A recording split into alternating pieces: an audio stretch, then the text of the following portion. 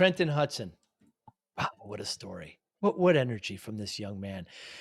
Uh, Poverty, he's grown up in poverty. His parents divorces. He separates from some of his brothers. They get back together at 20 years old, has a heart attack, widow's maker heart attack, one of the worst ones. Survives. A year later, has another one in great health, um, and has another one. He recovers from it. Shortly thereafter, he can't drink coffee anymore. So he eats a lot of dates, and looks up and says, hey, you know what? I can make coffee from dates. I can't have caffeine. Looks into it, goes to buy it, can't find it, makes a coffee company, and thrives from there. Gets together with his brothers, starts making cartoons. They make each other laugh all the time. Now he makes all of these cartoons with his brother. Very, very funny. You have to check it out. So an inspiring young man. Wait till he also does stand-up comedy, although it's kind of taken a step back a bit. But so interesting how he didn't know anything about making cartoons, and how him and his brothers bring it all together, make these things, still has the coffee business, inspiring. He's got a very old soul, Trenton, and you're going to see it in this conversation. We talk about some great quotes he puts up on his Instagram. We talk about a few of his episodes, Pool Boy and Jacuzzi, and some inspiring quotes he had. But it's just a great conversation with Trenton Hudson. I know you're going to enjoy it because I really did. Thanks for listening. Hi, I'm Joey Pinz. People ask me, how did I lose 130 pounds? The quick answer is always discipline. I started my business, wasn't paying attention to my health, was eating too much, drinking too much sweets. My daughter was born. Next thing I know, I'm pre-diabetic, I have hypertension. I knew something had to change. Discipline. I, like many of you, have faced many challenges in your career, in your family, in your life, in your faith. How did you attack them? How did you approach them? How did you solve them, hopefully? It all had to have some degree of discipline. I'm also asked, how did you found and start a tech business and it lasted over 25 years? Discipline. I was committed to it, enjoyed technology, didn't enjoy some aspects of it, but knew it was necessary. Discipline. Our podcast mission, how do we use discipline to better ourselves and society? Join me, please, as I talk to interesting people and discuss how they use discipline in their family and their passion and their careers and how it helped them. Our podcast vision, growth through learning from others. Joey Pinz Disciple Conversations. It'll be light and serious. Join us, please. Thank you for consideration. Oh my goodness, Trenton Hudson, thank you so much for your time today. Really appreciate it. So tell me, what commonalities do you get through comedy, through cartoonist, and being an entrepreneur? All those things married into one person, and that's you. And what are the commonalities between the three? Yeah. So first of all, thanks for having me, man. I appreciate you taking the time to chat with me today. Let me come on your show. But the commonalities between that, it's funny that your podcast is called Discipline Conversations Hmm. because that is the biggest commonality. It is, Hmm. in what I do between the cartoons. My brothers and I, we started our own animation company and we produce cartoons. It's Riot Comedy, and when no one's making you do the things that you get up and do every day on a day-to-day basis and you got to stay consistent. And even with the other entrepreneurial endeavors that I'm doing, I have the date coffee business. So again, no one's making me do any of these things that I got to get up and Right. do every single day. So it's just, people talk about like motivation versus discipline, and you know motivation is fleeting, right? So you got to stay disciplined, and there's something you got to kind of like get your mind in a place to where it drives you crazy if you're not doing the things you're supposed to be doing. Yeah. Hmm. Fascinating story because your brothers, like you said, and yourself made this animation company. They're very funny. I've watched many of them. The Pool Appreciate it. Boy and Jacuzzi, and Nice. So you've been keeping up a little bit. Nice. yeah, they're very fun. But you're a young man. You have a heart attack at 20, another one at 21, I believe, and Yeah. It made you kind of refocus. You couldn't have caffeine. You started eating dates. You made date coffee. I mean, what a journey there, Trenton. Yeah, man, it's wild. So I think, that that's part of my discipline also is that, when you're 20 years old and you laying in a hospital bed for a week because you had a heart attack and you don't know what the future is going to look like or if you're going to Mm, have a future, it really changes a lot of things about the way you think about time and the way you spend your energy and what you give that energy to. And, I tell people all the time, it could honestly like happen to anyone. I mean, the heart attack thing, it was one of those fluke things, but even, other circumstances like you could faint 2 minutes from now and wake up in a hospital and doctor tell you have right. leukemia. That's a reality that we all live with. Mm, But I try to live like that and remind myself that, time is ticking and I'm trying to, I'm shooting for like 120 years old. That's my goal. Um, me too. but yeah, so it's wild to have to deal with that when you're 20 years old, and it really, you know, it changes everything about the way you think and the things you want to accomplish. And you really understand that, like, I want to make a splash in this world before my time is up. So hopefully, I'm 33 now, and hopefully I got, 87 years left I'm shooting for. But I also understand that anything could happen at any moment. So I gotta, do the things I can do while I'm here and try to just move mountains. You feel some discomfort, you know something's happening, and you go to the hospital, you waited for a couple hours, and then they tell you you're having a heart attack. You had the Widowmaker as well, Trenton, so it Yeah, wasn't any. I know, man. Yeah. So for those of you who don't know what the Widowmaker is, I had a heart attack in my LAD. The LAD gives blood to the bottom left quarter of your heart. So generally, that they call it the Widowmaker for a reason. So that's usually the end of your time here. So luckily, you know, before I had my heart attack, my heart detected something's up here and we're not getting adequate blood flow. So my heart developed feeder arteries around that, Wow. which I was unaware was even possible until it happened to me. Um, but yeah, my heart now I have completely normal blood flow, has completely normal function, and someone's watching out for me because when you have a heart attack, whatever damage is done to your heart, whatever bruising happens, anything, that's permanent. Your heart doesn't recover from that. That's set for life. But Yeah, I had almost no damage even after having two heart attacks, and even amazing. a few years ago, saw my cardiologist. We did every test in the book. We did the ultrasound. We did the 3D imaging and put me in the tube, CT scan. We did the treadmill test. We did bicycle test, everything that they basically do. And my results came back amazing. And it even when we were looking for the damage when we were doing the ultrasound, it took the tech a good 45 minutes to even really find anything. And when he did find it, he I don't remember what he said, but I remember the way he said it. It kind of took me aback, and I was like, wait, so kinda, can you clarify? That sounds pretty alarming. He's like, "Oh, no. Sorry, I didn't mean it that way. That was actually I meant that in a good way because you're like a walking miracle." It's like, it was there's almost no damage. He said, "You see this little spot right here? That's all the damage that you have. It's which is almost Wow. non-existent." So, I also kinda feel like, you know, for whatever reason I'm here, I gotta figure it out and live that purpose. And if I can inspire people or if I can, share my story with people and kinda let them understand not only that time is ticking, but also the the capabilities of the human body.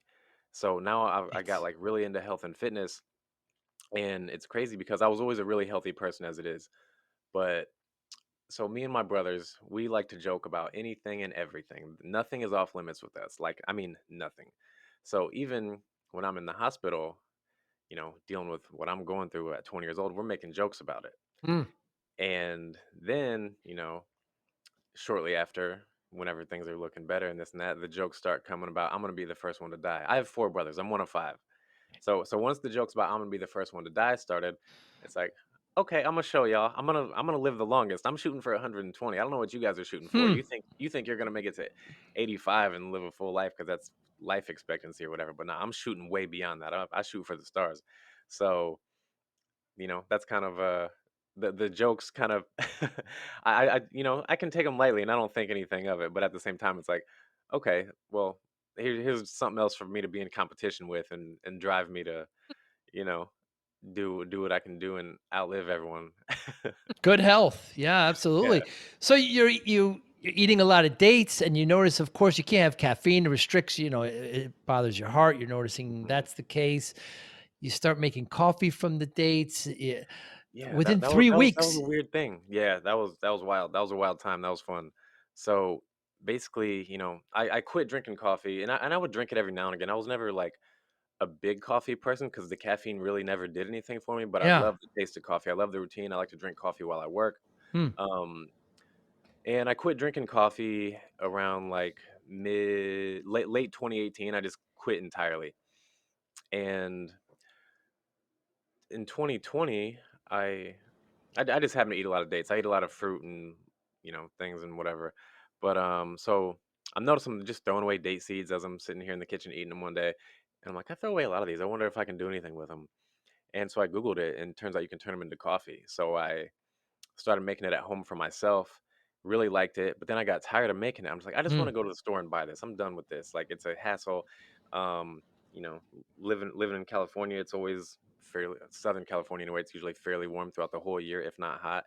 Hmm. So roasting them in your oven, it takes forever, and it's like, I ain't got time to be getting my house this hot all the time, and Hmm. it's just a hassle. So, but I couldn't find anyone who had it, and so I thought, kind of, aha, here's a chance for me to bring something that I other people got to be looking for this if I'm looking for this too. And so our classic blend date coffee, we actually add a little bit of chicory root to it, which is really popular in New Orleans. It's a bitter herb, but it's really good for you, and it helps balance the sweetness of the dates. Hmm. So I think I've had a lot of different coffee alternatives, and some of them are really good, and some of them are not so good. But I think what we have is the closest to coffee that I've had anyway. So that's kind of like, and for me, it's still a little bit sweeter than traditional coffee, which is great because now I don't really add sweetener. I just throw like some cream in it and good to Hmm. go. And but yeah, so from the time that I thought when I was looking for it, and I thought I should make this, from the time I had that thought, 3 weeks later, I had a website up and I was selling date coffee. Yeah. So design packaging, toured date farms, talked to farmers, found a supplier. My first round of bags was like these janky little craft bags I bought on Amazon. I bought 50 of them, and I made it. I made it here at home just to see if I could actually sell it. And I got rid of them pretty quick. So I'm like, okay, well let me kick this up a notch and see what I can make happen. And it's been rocking ever since, and things are going good. Hmm. Korma with a K, of course, which is Yeah, Farsi for coffee, there you go. where it's very You did popular. a little bit of research. It's very popular there Yeah. in Iran. Yeah. hmm Yeah, so Yeah, that was a little inspiration behind it, and yeah, that's what it was. I was looking for a cool name to come up with, and started looking up other, Iran. ways to say date, and yeah, you got it, Farsi, Korma. Yeah. Except, honestly, so it's spelled a little bit different.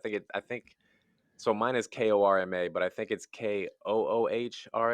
Ah, But I had to Americanize it a little bit to sell it over here and yeah, sure. make it easier to sell, and also I miss easier to pronounce. You can look at it and tell like, oh, that's much definitely better. Korma. Speaking of pronunciation, I mispronounce it's Iran, not Iran. But yeah, formerly Persia. But yeah, that it's really cool. You're looking at a guy. I never had a cup of coffee my whole life. hmm My mother drank it and she got off it and she was mean for a month and I think it just blended in me. So I don't drink it. Yeah. But maybe this is a good place to start. Day coffee. I'll send you some. I'll have to take a look. I'm not quite sure. It'll be very interesting. It's naturally caffeine free. There's no decaffeinating process, so like a lot of, Ah, and that was a big thing for me too. Is I don't want to drink. Most decaf coffees they use like solvents and things that you find in right. paint To thinners, and remove I'm like, it. I don't want those Yeah. chemicals in there to pull out the caffeine. I'd rather just do without. So when I Hmm. came across date coffee, it was a total accident, and I just loved it. So I'm like, yeah, I can go for more of this.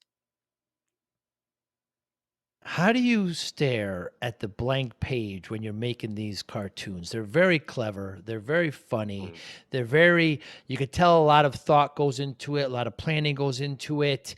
I heard you kind of say you take from the headlines, right? You kind of take Yeah. from the headlines and you spring from there. But the creative process with you and your brothers, you talked about becoming much better at voiceovering as well, and you're getting much better at this. But what's the process of creating one of these cartoons? So I think the difficult part is the writing process. Everything else is pretty seamless. So when we write a script, there's really no rhyme or reason to it. You know, we like you said, we look at the headlines, we see what's going on in either the NBA world, or we started doing an NFL show recently too. And we also have a show called With All Due Respect, where we kind of make fun of pop culture, politics, whatever's going on in the news. You know, we've had Joe Biden, Elon Musk, Vladimir Putin, Donald Trump in the show, Kanye West, all Sure. these characters. Madonna. Yeah. Yeah. Yeah, yeah, yeah. The Madonna one was pretty solid. So yeah, whatever's going on in the news, we'll make fun of that. And so it's a lot of just me and my brothers. Again, we grew up in a really kind of unconventional way. So when you grow up and deal with certain things, you use comedy as a coping mechanism, right? Mm, So we've always been funny. And when we started making cartoons, the whole process was just kind of like I called my brother one day and I was living in San Diego working as a financial advisor and I didn't like my job. I didn't like what I was doing. So I called him one day. I'm like, yo, we should make cartoons. This is what I'm gonna do. We should all do this. And he's like, man, we've always talked about doing this. We've just never done it. So let's mm, let's make it happen. And we started making content on YouTube after we spent about a year and a half just learning how to animate, coming up with a show concept, building this world. And so just a year and a half of learning and trying to figure out what to do. And none of us went to school for animation. None of us went to school for any kind of writing. mm. So we had to learn everything. And our first show we ever did was really funny, but the writing is bad, the animation's bad, but it didn't matter. We as soon as we knew how to animate good enough to put something on the screen, we started putting out content. And so the process was kind of like we just knew how to sit around and be funny. And that's the hard part for most people. Is most people don't know how to really be super funny with their writing. Mm, We mm, had to learn how to write, and we had to learn how to tell a story properly. And the best thing for us was that so we did this show on YouTube called The Lounge, and it got really popular pretty quick. And then we got connected with Comedy Central, and we did a web series with them for 2 years. And the 2 years working with them was literally a master class in animation production and script writing. mm. We used to get frustrated with them because we didn't understand at the time when we're going through it, but it's like, yo, they're making us so much better at what we do Right. because they used to give us so many notes that Hmm. we were like, we would get frustrated because it's like we'd send a script and we get a bunch of notes back and okay, well, let's work with this, and then we send it back again, get a ton of notes back, and it's like, Wow. and then it was finally like, okay, maybe maybe they have a lot to teach us and we just don't understand it at the moment. But as we're going through it, it's like, okay, we're getting better. But yeah, I mean, we in 2 years we learned more working with them and the people on their team that could give us notes and guide us in a better writing direction. And sometimes we were frustrated because they would be like, "You need to cut this joke out here because, yeah, it's funny, but it doesn't add anything to the story, and it just kind of Mm. deviates and gets off topic." And it's like, "Yeah, but it's funny, you know." It's like, "Yeah, but there's a certain amount of time you have here to tell this Interesting. story, and if you have the time for the joke, then it's great. But if you don't have the time for the joke, then it's got to go." And so that would frustrate us. But then we figured out how to work the jokes more properly into the story, and so now we're great at what we do, and we can tell a story in we can tell a 22-minute story like a regular TV show length, or we can tell a really good story in 30 seconds too. Mm. And so when we write scripts, sometimes one person writes a script and they just send it to the other brothers and say, what do you think of this? Do you have any notes? Sometimes we all sit around and write the script together, but there's really no rhyme or reason. It's kind of like inspiration can kind of hit whenever. But once the script is written, then it's a seamless process. We do the voiceover, put the voiceover in the animation software, skip the whole storyboard process. So once we have the voiceover in the animation software, we can animate around the uh, the voices. Interesting. So there's no storyboarding. No storyboarding. Now, when you're doing full length, like 22-minute, you need the storyboard. But I for see. what we're doing, our short form content, you can skip it because we also, since we do the animation, we we know the vision that we're trying to bring to life. But when you have a big team and you're doing a bigger project, the storyboard helps so that your animators aren't spending time trying to think about, oh, what should I do here with the direction and yada yada, and they Mm. can just animate it and get it out faster. But yeah, for small projects like this, we like to skip the storyboard because it makes it a lot more seamless for us. You mentioned that when you were young, your parents split, and it kind of divided some of you and your brothers, and it looks like you came back together. Did this whole writing process, doing all this together, did it help bind you closer together? It did, but I think we were always close. So when you say division, I want to be clear that we were divided. We were in separate households. Ah, So my two oldest brothers grew up with, they lived with my father. Me and so, my two younger brothers, we lived with my mother. hmm, And but I think going through all that and going through the divorce, it was kind of ugly, not too mm, terrible. It didn't get drawn out a very long time. My parents were pretty much over each other and trying to get it get it over with as fast as possible. So yeah, I know people whose divorces lasted years, and mm, my parents only lasted 6 months from the time they split to the time the divorce was final and everything was done. But you know, going through that and then growing up the way we had to grow up, living in separate households. Me and my brothers are best friends, and we were best friends long before we started doing cartoons together. mm, Um, but yeah, I mean, it's definitely brought us closer together, and it's also, I think, the best thing about the way it's changed our relationship is when you add a business aspect into it, it changes things, but it can mm, change things for the better, and I think it has because it's opened us up to more criticism and clearer communication. And so when we're making the cartoons, if someone throws out a bad idea, we can say, "No, that's a dumb idea. We're not doing that." We used to have a thing that like we have ideas written on our whiteboard, and we'd have like a little section cleared off, and if someone throws out a bad idea that everyone thinks is just terrible, you got to go write it on the dumb idea board. ha, And so it's like you have to have thick skin to be in our family. And so to be able to take that kind of criticism, and you got to take it on the chin, and if you of get course. upset about it, well, then you're honestly going to get made fun of even more than you were already getting Mm, made fun mm, of. mm, So me and my brothers, we don't really. I mean, we can be sensitive with other people, but with each other, it's very blunt and honest. And I think the cartoons doing them together and telling each other your idea is dumb, we're not doing that. And then another great thing is, there were five of us doing the cartoons for a while. It was all five of us, and now it's three of us. But the odd number is great because if someone throws out an idea, we vote on everything. okay. And if you get outvoted, that's the end of it. Move on. And we've all been great about that. No one gets in their feelings about it. Sometimes you just gotta say, well, damn, I guess I'm wrong. If everyone else thinks the idea is dumb, then I guess we won't do it. So it's actually it's been really great for our relationship. And now there's even in personal things, we can tell each other, "Now you're acting like this. You're doing this. You need to cut it out." And same with me. My brothers tell me you're acting a certain way, and you need to cut it. And I can be like, "All right, fine." So it's been good. Like our relationship is with all of us, and even the brothers that aren't on the cartoons anymore. Like again, me and my brothers are best friends, so everything is like pretty great with us. Democratic process is good with an odd number. That's for sure. Yeah. Have you ever completed something and posted it and then said, "You know what? It's not a good idea," and then pulled it down? No.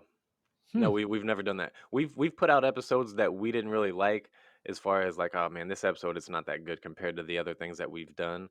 We've had episodes that weren't as good, but we've never been like, "We shouldn't have done that." The only time we've had things be like, "We should have done." We've had things because we like to push the envelope. That's why we call our brand Yes. Riot Comedy. And, we honestly kind of we don't like where the comedy world is right now. I think the stand-up world is in a good place right now, but I think as far as movies and television, in my opinion, we haven't had a good comedy movie in 10 years. Like a good classic comedy film Mm, that's just laugh your butt off the whole way through. I mean, the last time that we got a movie like that was probably like This Is the End, and that came out in mm. 2013. I feel like we're just not getting really funny movies anymore, and so we want to change that too. But we like to push the envelope, and there's been times where it's like, yeah, we should have kicked this one up a notch. But yeah, we've never posted something and be like, "Ah, we shouldn't have done that." And we've posted offensive content where people were in the comments and being upset. But I'll say this: like with our fans at Riot Comedy, 99.99% of our fans really dig what we do, and they're like, "Man, thank you guys for being real comedy and being Mm. raw." And there's been people that have got offended and posted things in the comments, and our fans will kind of attack them a little bit Huh. and be like, "Yo, if this ain't for you, then take a hike. Like this is hilarious." And it's actually been really kind of it makes me happy to see that because we don't want to be the ones to like push fans away and be like, "Yo, if this ain't for you, then take a hike." So our fans, our real fans, and we got a lot of them. They'll be like, "Yo, if this ain't for you, then beat it, nerd." So, I mean, LeBron James, James Harden, Magic Johnson, all these, athletes have they ever reached out? None of the current players. Ah, So and interesting. we make fun of, honestly, like LeBron is my favorite player in the league right now. And Magic Johnson is one of my favorite players of all time because, like, me and my brothers, we've always been diehard basketball fans. Played it growing up. I played point guard growing up, Hmm. so I love players like Magic Johnson, Jason Kidd, these guys who play traditional point guard the way I tried to play after those guys. And so, honestly, like the guys that we're the biggest fans of, they get made fun of the most usually. Hmm. So Magic Johnson is like a kooky, maniacal character in the show. He's always willing to do whatever it takes to help the Lakers win, Yes. um, and coming up with ridiculous plans. And as far as I'm concerned, that's the price of greatness. Like when you put yourself out there like that, and especially if you're an NBA player and you want the limelight, and so honestly, like if you're not in the show, it's because you're not good enough. and, Mm, and we're mm, fans of even like all the guys we make fun of. Like I'm a big fan of like there's no one in the NBA I dislike. I just love the game of basketball, and me personally, I root for everyone to like climb as high as they can on the all-time ladder. So, I root for LeBron, I root for Steph Curry, I root for James Harden, I root for Giannis, I root for the younger guys. I want to see Luka Doncic really do his thing and see what he mm, can do. Trey Young, all these guys, mm. Jason Tatum. I want to see these guys, reach like that upper echelon of greatness. And so, but yeah, we're just diehard NBA fans. So we wanted a way to. Obviously, we weren't good enough to go to the NBA or even close. None of us played college basketball, so Mm. we, you know, this is kind of like a fun way for us to be involved without being able to be involved. Has stand-up comedy kind of taken a little bit of backseat to all these priorities? Yeah, yeah, yeah, it has, and I love doing stand up, um, but I love building Riot Comedy more than I love doing stand up. Mm, Stand mm, up is great, and there's a high that you get from it that's unlike anything else. I think stand up comedy is the hardest job in the world, yeah. um, because you have to be funny, and people are expecting you to be funny. So there's pressure on you to stay in the moment, but it's nice to get you got like immediate feedback as you're doing your set. So you have to be doing your set, but also in the back of your mind analyzing how everything is going, just in case you need to Mm. change something up. So it's very difficult, but it's very fun. And when you get done with a set that you just killed and the audience is roaring, there's nothing like it. But yeah, it's definitely taking a back seat. We just launched our subscription service on our Saw that. website last week. So, we still do a ton of free content on social media, but we have the subscription based platform now on our website. We have 5 shows on there that are under our subscription. And then, yeah, we're still doing the NBA, the NFL content online for free. The Adventures of Pool Boy and Jacuzzi is a subscription based show. Although the first episode is out for free on the website that people can watch. And so yeah, that's been like building this has been what I've been trying to do for a long time is build our own network because again we don't really love where the state of comedy is right now, so we're trying to save it, and we want to give people real raw authentic comedy. And the subscription, it's only $2 a month. You can get the whole year for $20, so it's not like we're asking 8 to 10 bucks a month. So I feel like we have a lot of content, we have a lot more coming. We put out new episode of Pool Boy and Jacuzzi every Tuesday. We got Easy Being Green with Draymond Green. Yes. talking smack to the first episode was Everyone. him talking smack to the president. Yes. He shows up basically as a journalist and asks people hard or embarrassing questions. And we got new episodes with him every Friday. So, and then we got a couple shows sitting on the back burner that are like absolutely killer, and especially just like compared to whatever everyone else has got going on right now. We think we got some good stuff we're sitting on. Draymond Green's one of my favorite players. I can't Oh, get enough yeah, of I can't get enough of Draymond's great, but him. he's that guy that, like, you don't wanna play against That's because right. he's a pest, Yeah, and he's also, has a reputation of, kicking people in the groin and absolutely. a couple eye pokes every now and again, Yeah, and, yeah, but he's also that guy you want on your team because he's a dog and, absolutely. he's gonna, bring everything he can and compete, so it's, um it's good stuff. Is Pool Boy and Jacuzzi one or all of you and your brothers? Who are they? The voices? The characters. Oh, these characters sometimes they come out of nowhere. So Pool Boy is just like we just turned him into a superhero for one episode, and it wasn't really going to be anything. And then it was kind of the fan reaction that was like, "Oh, damn, we got something here." Hmm. So then it was like, let's see how else we can develop him, put him in another episode, and then it's like, damn, let's just give him his own show because we can do something else with this. And it just happened to be that Kyle Kuzma already in Washington after Jordan Poole gets traded there. Huh.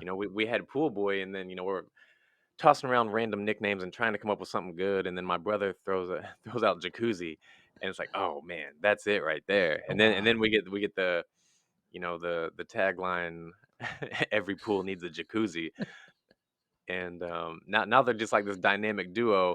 Yes. So in episode one, they had to stop global warming, and what was episode two? I don't even remember. We put out so much content. Like we're putting out an Right. episode every day this week of various shows. We did episode three of Pool Boy and Jacuzzi yesterday was them versus the aliens, and Hmm. that actually got to be continued. So because aliens come to take over the world, or actually no, they come to destroy it. So they got Hmm. to figure out how to save the world. And then so yeah, that was yesterday. We got an NBA episode coming out today with Kyrie Irving, NFL episode tomorrow on Thursday, and then another Draymond Green episode on Friday. So it's a busy week, and it's hard for me to keep up with which episodes are what. But yeah, that's episode three of Pool Boy, and much Yeah, more because on the way. you're probably a couple weeks ahead of drop dates, right? You probably had the No, content really content you no, do this week goes out that quick? yeah, yeah. Wow. So the episode that's coming out today, the Kyrie Irving episode, that was written yesterday. Wow. The episode The NFL episode that's coming out tomorrow was written that one was written a couple days ahead. That was written on Monday. So, yeah. Incredible. But, yeah, because Incredible. what's going on with the NFL running back situation right now, Yeah. luckily, that's kinda given us a little bit of time. That's not going anywhere, so we can put out this content, and we have a little bit of leeway. But, yeah, a lot of the time, again, we run with headlines, so whatever's popping, sometimes if something happens today, if something major happens today, we can have an episode out for it tomorrow. Mm. Yeah. You, you were asked what's the greatest advice you ever were given, and your answer was think backward. Yeah. Yeah. So when I was this was the first class I took in college, and it was only a half a semester class. It was an introductory introduction to journalism. And yeah, so that was the best advice I ever got because the guy said think backwards. Think about where you want to be and then work backwards from there. So it's even like something as simple as doing a maze, right? You do a little maze on a piece of paper. It's easier to start at the end and go to the beginning. And it's kind of similar in life, I feel like, in that if you can envision where you want to be, then you can figure out how to get there. And it's like, so if you want to be at point Z, I guess, then it's like, okay, well, what's right before that? What's right before that? Because there's so many steps in between, it gets hard to, and it can also be overwhelming to look at what's next, what's next, what's next. Um, so I think if you figure out where you want to be, that's the first step. You got to know where you're going. It's like you get in a car and you drive around, and this isn't like a thing today, but when I was growing up in the '90s, it was common for other people, and even just like getting in the car with parents, like, "Oh, you want to go for a ride?" But if you're just going for a ride, there's no destination, or you may Mm. end up somewhere that you may end up somewhere, but you may just end up going home. But if you know where you want to go, you can get there a lot quicker. So, and I feel like the universe also rewards people who know what they want, and if you know what you want, you can figure out how to get there, and the universe will help you along the way. Yeah, certainly. You set goals and you figure out how to get there. So, Hmm. it brings me to my next point, Trenton, where, I started my business.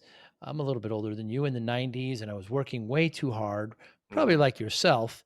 And but not like you. I wasn't paying attention to my body. I was eating too Hmm. much. I was staying up late, soda, pizza, Hmm. etc. Got myself up to 340 pounds. The doctor said to me, if you don't lose the weight, you're not going to see your daughter graduate. She just was born. In fact, before we got on, I mentioned that she had graduated from Cal Hmm. State. So I did think backwards. At that point, I said, I'm going to get to 200. I'm at Hmm. 340 now, and this is how I'm going to do it. So I spent the next year and a half losing about 130 pounds. People always ask me how. We talked about it in the beginning. You mentioned it. Hmm. And the answer I always give them is how to lose weight. One of the most difficult things anybody can do. I just say discipline. I got Yeah, focused and I got discipline. How does discipline play a role in your life? it's kind of everything with my life as far as how I live, and I try to not only just in work. Obviously the work thing is easy to explain. We have discipline to get up, and like I said earlier, like no one's making me do the things I do, so being disciplined helps me build the two companies that I'm building right now. And but in life, I think, when you're disciplined in one area, it helps you be disciplined in another. They Mm. say how you do one thing is how you do all things. So I try to be disciplined. I try to, be a good man and be there for my family and do the things and be disciplined with my health and be disciplined with um learning. I love to learn, I love to grow, I love to, I've there was a point in my life where I looked at myself in the mirror and said I hated myself. I have to change who I am. And to have the discipline to take the steps to become a better person. And I'm still doing that. Like, I love who I am now. Like, I absolutely love who I am. But the discipline is always, it's always, I have this. It's almost hard to explain to me because I just have something in me that wants more, and I always have. And I think, me and my brothers, we grew up in, split households, and we watched our parents struggle with money, and our parents are doing good now. But as we were growing up, we were like living in poverty, and it wasn't easy. And I thought, I'm not gonna live my life like this, and I'm not gonna have. I don't have any kids yet, but I'm not gonna have my kids come from a broken home Mm. like I did. And so it's like, I was really influenced by how I don't want to live. And and I've also watched my parents like change and become like amazing people now. But Hmm. and they were good then, but it's like they were, going through their own struggles. Everyone's kind of, fighting some sort of battle in this life. And I can understand, the situation that they were in. And but yeah, the discipline is just, it's everything. You're not going to go anywhere without it. You're not going to change. You're not going to lose your weight without discipline. I'm not going to build the companies without discipline. If me and my brothers want to build the biggest, best comedy network in the world, we're not going to do that without discipline. I can't become the person. I have a vision of, and I've always had this vision for a long time, of who I want to be when I'm an old man. Like, how everything from how I carry myself, how I speak, how I dress, the car I drive, the home I live in. So I have this vision of myself. So I have to have discipline to become this person. Hmm. So Yeah. it's all about becoming a better me, and giving to other people and sharing. And hopefully I can inspire other people to be the best version of themselves. That's what I'm shooting for. I don't really compare myself to other people. I just look at who I want to be and try to strive to hit that. Is your approach to the things that you do in life, the cartooning, the coffee company, is it more art than science? Because I get this very, discipline focused view from you, but I also hear things like the energy will help us all grow, and Hmm. when we combine ourselves. So it seems like to me it's a pretty even mix. Do I have that wrong? No, I would say you're right. I think I try to balance both of those. I think there's there's a quote by someone. I don't remember who it is. Someone, but they say something along the lines of study the art of science and study the science of art. Mm. And I've kind of I try to stay balanced in those, and I'm a big like science and facts and analytics, and this is the way, and I try to be logical in my thinking and try not to get emotional about the decisions I make. Um, but I'm also big into the artistic side of it because I think the scientific aspect of things is great for analyzing things and making decisions, but the artistic side of things is great for connection. Mm. So when even so like making the cartoons, there's a science to it to writing a story properly, but there's also an art to connecting to people and being authentic. And that's something that is tougher to explain in a scientific way, but if you can be authentic, there's an art to that. And so, I try to be authentic in everything that I do, but I also, again, want to analyze and make the right decision based on a more scientific process, but then be artful in the way that I present it. Yeah, and Trenton, you have these great quotes in your Instagram. I want to talk about a couple of them. One is make your ancestors proud. That's kind of been my mantra for me for the last couple of years. Um, I like to even like stargaze and things like this, and I like to I look at the world and I look at humans. I love studying human history and these things, and I think about all the all the things my ancestors had to go through for me to even be here and be alive and be born.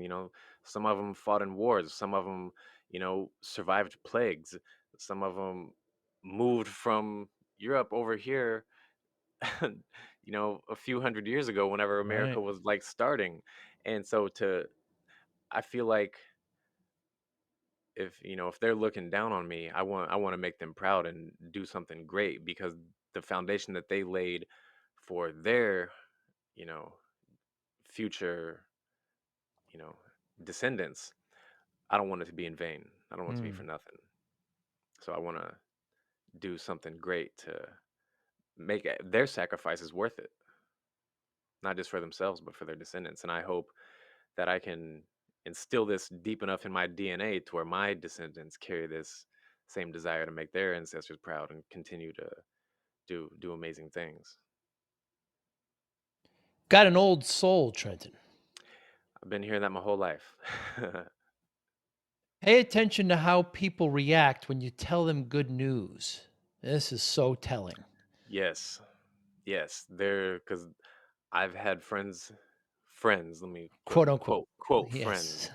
in my life who when I've told them good news, they didn't sound Yeah, they would rejoice. say something Yeah. that would be like, "Oh, that's great," but I could tell by the tone in their voice that it was not authentic, and there was either jealousy behind it or a little bit of disdain, like they didn't want me to do something like that was cool or exciting. Or so those people are no longer in my life, and I didn't have a conversation with them about it. I just quit contacting them. And that's how I would be with anybody. If I had a family member like that, I would do that to them too. I'm very protective of my energy. They say Hmm. we are the five people you spend the most time with, but that also means that you're a little bit of the people you spend a little bit of time with too. And that's the kind of energy I don't want around me. So jealous energy, the energy that wants, other people to not succeed. There's a lot of people like that, and I can't be around those people. I root for everybody. I like when people tell me things that they're excited about. That makes me. I love seeing people do what they love and accomplish things that they're working hard to Me accomplish. too. Me too. So I can only be around those kind of people. There's a level of enjoyment that I know I reach, sounds like you do as well, when my friends do well, and if I even Yeah, had yeah. the smallest part in helping it, a half a percent, whatever, that's even better, but yeah, Mhm. having, growing and friends growing is one of the true meanings for life, which brings me, Trenton Hudson, what motivates you? I want to. What motivates me the most is I want to live life. I want to do what I love. I want to make a lot of money doing it, and it's not about the money per se. It's about what you can do with it. You can give, you can share, you can help people, you can travel the world, you can experience life, you can live a fulfilling life. I want to see the whole entire world. I want to go everywhere. I want to experience different cultures. I love to be around people that think different than me. I love to be around people who grew up different than me. There's so much to learn from people who have such different experiences than you. I went to Cuba a handful of years ago, Mm. and you talk about an amazing experience to be able to experience a place unlike anywhere else in the world. That was an amazing trip, and I want to do more of that traveling everywhere. I've never been to the Eastern Hemisphere. I've traveled, a decent amount, not enough, but over on this side of the world, but I've never been over there. So there's 1,000 places I got to go over there. Yeah, what motivates me is I want to live a fulfilling life. I want to, I grew up really poor. Like me and my family, we never took vacations. Uh, you know, we when you come back first day of school every year, we would always like go around the classroom and say, "Oh, what'd you do this summer?" And I didn't have any stories to tell, and I always wanted to like live a life worth making a movie about. And so, yeah, what motivates me is, living a great life and experiencing rich, meaningful things. So how do you measure success, Trenton? Success to me is controlling your time and controlling your destiny. That's success to me. So like now, I don't get me wrong, I work like every Wow. day, and lately I've been working from the time I wake up to the time I go to bed. Wow. And honestly, I'm happy to do that because I'm building something for me. I'm not building something for somebody else. But also, I can work remote. I can a lot of the times I can take a day off and my brothers can pick up my slack if I have something that I need to do. Um, I'm going home to Missouri to see my family in a couple weeks. I'm actually leaving in 2 weeks, and I don't have to ask anybody if I can take off work. I Mm. don't have to I don't have to do any of those things. And to me that's success because I luckily for me I've been blessed to be able to take the time to build these things, and it's taken a while to get here. I'm 33 now. I've been 10 years ago is when I called my brother and said, "Hey, we should make cartoons." It'll be 10 years in October. So in yeah, 2 years it'll be 10, or in 2 months it'll be 10 years. This has been a 10-year build. Hmm. And so it's not been easy. But you got to think long term, and it's never too late to start. And I always tell people like you got to fight for these things, but once you get them, you get to keep them. And then you're there, and then you get to live the rest of your life that way. And I'm almost at a point to where I can kind of do whatever I want. I'm still limited in some capacity, and I'm getting to that point. But yeah, success to me is controlling your time and controlling your destiny. I can't put my destiny in the hands of someone else. And Right. so for me, it's like I can control everything in my world. I can control my coffee business. I can control the cartoons. I don't have to run around and try to sell like so we were like trying to sell TV shows for a while. That to me, it's great if you have the capacity to do that and if you have what it takes to deal with people telling you no all the time. But for me, that is putting my destiny in the hands of someone else, because a lot of the time you might have the best TV show in the world, but this executive just doesn't think it's a good idea, even though they don't know what they're talking about. Mm. And then they tell you no. Look at the guy who made Squid Games. He was sitting on that show forever, pitched it to That's everyone, right. and nobody picked it up. And then Netflix picks it up, and now it's like it was the biggest show of the year. And Huge. then another thing is Netflix screwed this guy. This guy got one check, got bought out, and then Netflix made almost $1 billion on this show. And I'm not letting that happen to me either. So for me, it's like I gotta control everything in my life. I can't even be happy otherwise. And some people can, and I think that's great because we have to have people that can do that for the world to turn. We have to have it takes everyone. I'm just not one of those people.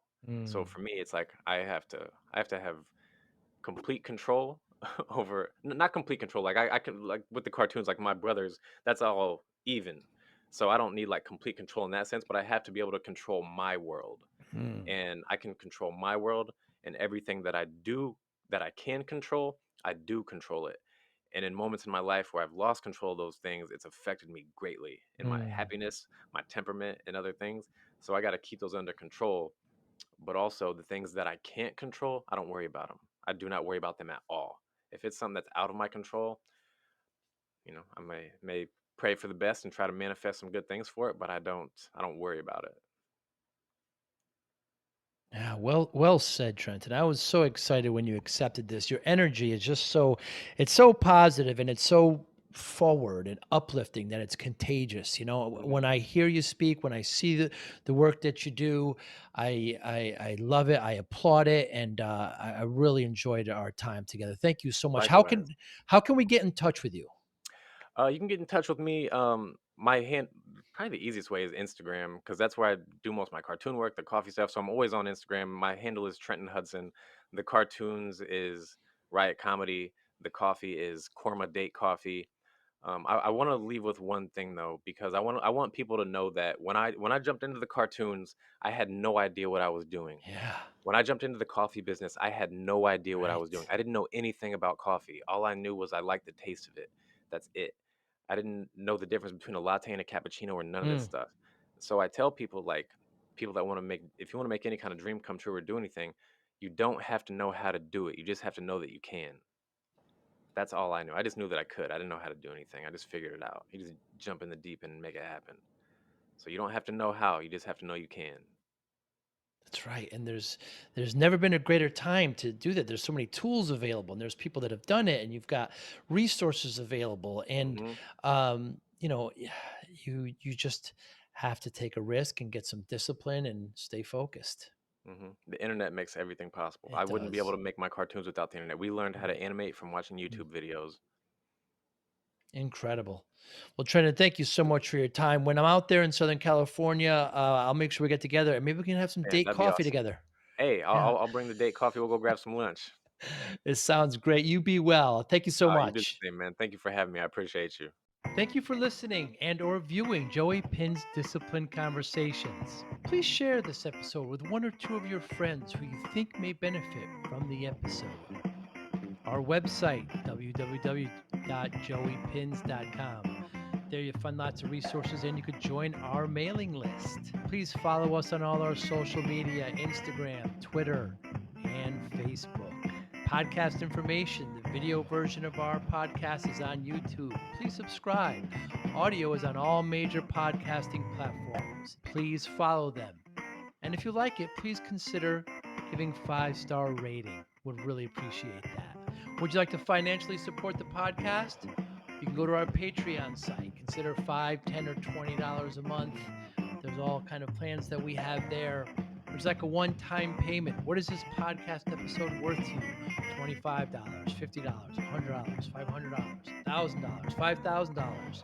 You be the judge. You can go to our PayPal account to do that as well. Thank you again for listening or watching Joey Pinz Discipline Conversations.